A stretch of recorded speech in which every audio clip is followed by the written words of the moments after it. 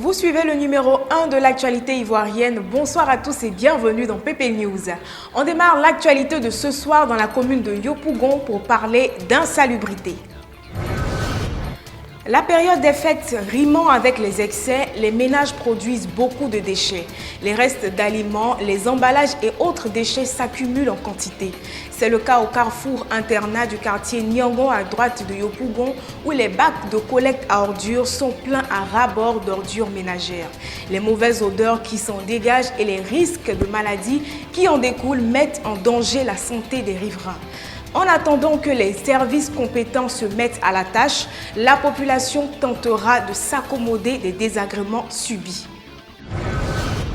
En ce mois de janvier, jugé extrêmement long et difficile financièrement par certaines personnes, M. Yao Krakra a eu la chance de tomber sur Didi Bonheur qui a fait son bonheur.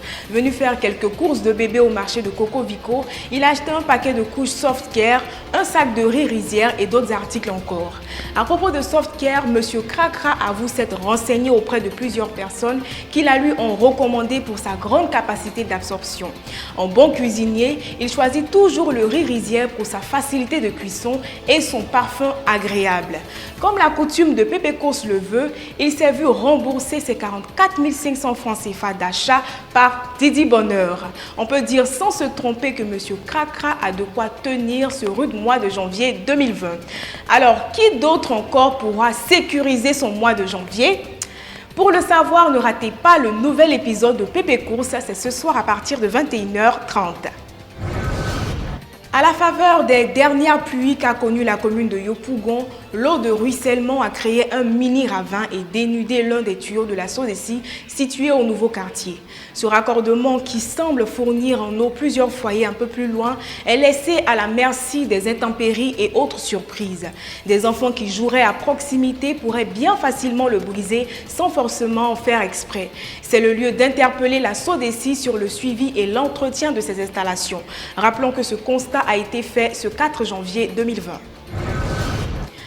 Pour la fenêtre économie, terminons à Yamoussoukro où nous avons affaire à M. Jacques Kofi, géographe et restaurateur. Il a su allier la science des relations entre l'homme et son milieu à sa passion pour la cuisine en commercialisant des succulentes pâtes à l'italienne dans le kiosque de son cousin.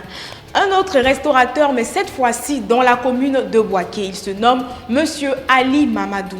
Il vend environ une vingtaine de poulets par jour qu'il commercialise à 4 000 francs CFA l'unité.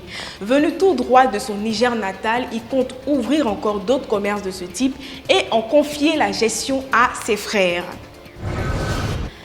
Ainsi s'achève cette édition de PP News. Merci de l'avoir suivi. J'espère avoir su mériter votre précieux temps.